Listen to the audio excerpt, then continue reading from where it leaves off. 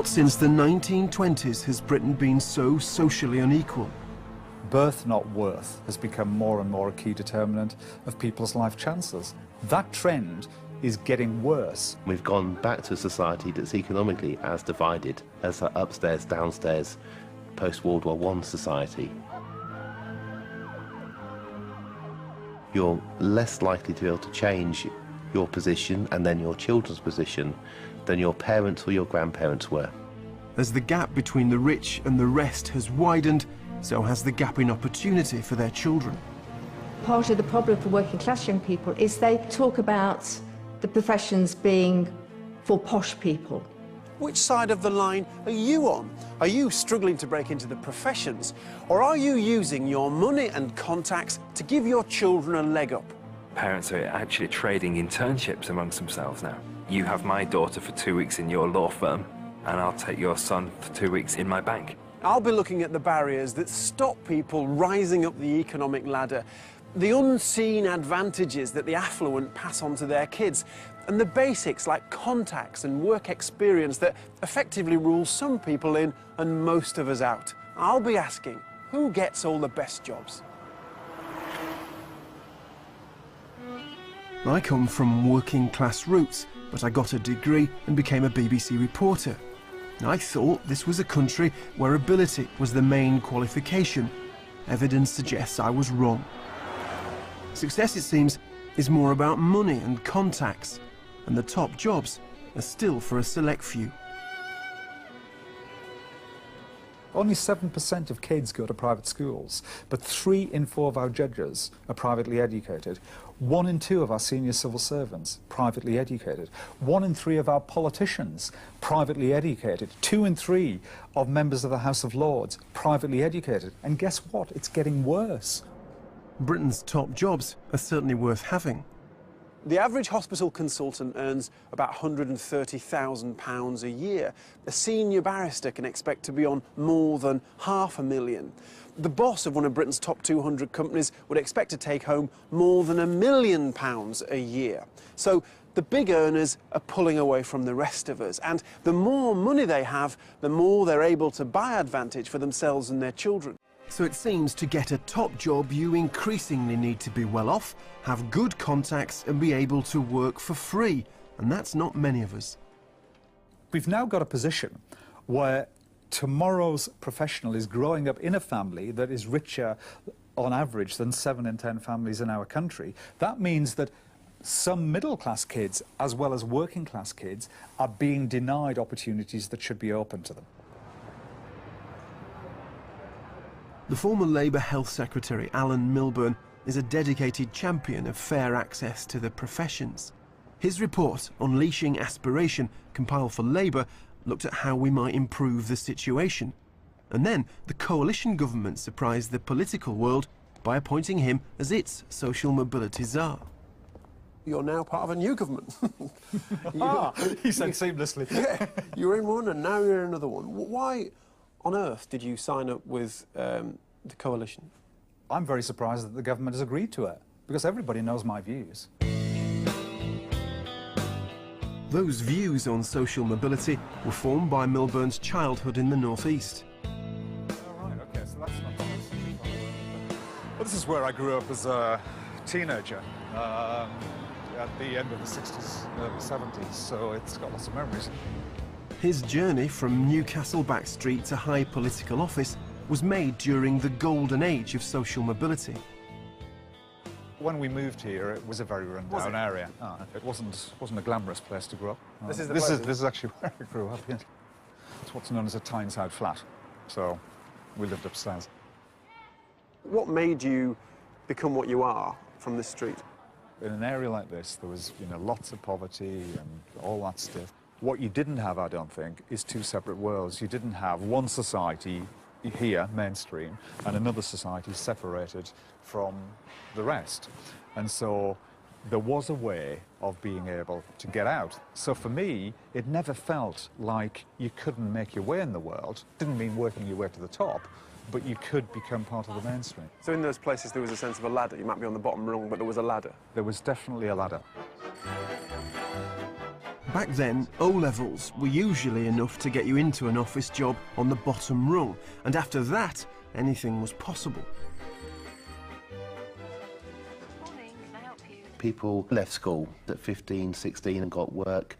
There were jobs in banks and so on. There was a whole range of things you could do. A small number of people went to university, but that's gone. When Alan Milburn was a young man, Newcastle was an industrial powerhouse. Swan Hunter alone employed over 12,000 at shipyards. But in the 80s, Britain's manufacturing industries disintegrated. Well, this is the home of shipbuilding in the heart of Newcastle, and I suppose when I was growing up as a kid, if you didn't have an education qualification, nonetheless, these sort of jobs provided you with an opportunity to get on the employment ladder. So if you didn't go the academic route... If you didn't go the academic route, you could get a job here. Yeah. Now look at it, it's all disappeared. I think the great thing about a place like Swan Hunters was you could start at the bottom, serve your apprenticeship, learn your trade, do your time, and move on up and stay there for life. But if they're good at their job now, won't they rise through as they would have done here 20, 30 years ago? Nowadays, the gap between the people who go down the so-called vocational route and the people who go down the qualification route is so vast. So you've got a segregated labour market, divided between the haves, who've got a qualification, and the have-nots. Our party is the party of equality of opportunity. The 80s saw an hourglass economy emerging, with unskilled workers trapped at the bottom, rich pickings at the top, and a collapsing ladder between the two. That ain't working. That's the way you do it. Money for nothing and your chicks for free. In 5 years' time, I'll have made a fortune, and that's what I want. The number of people out of work has gone up sharply to a new record level. More than 3,340,000 people are on the dole. It was a key moment, a fork in the road. Those with good jobs could provide more for their families. The rest were left behind. In the 80s, the gap between rich and poor widened by 60%. That's the largest increase on record. And economic inequalities, large differences between the rich and the poor, work against social mobility. The social distance between those at the bottom and the top is far too great. It's like a chasm between people. These 1950s babies were born into the golden age of social mobility. If you were born to an average family in 1958, you were more likely to get a job in the professions when you grew up than if you arrived in the world just 12 years later in 1970. That steady decline has continued to this day.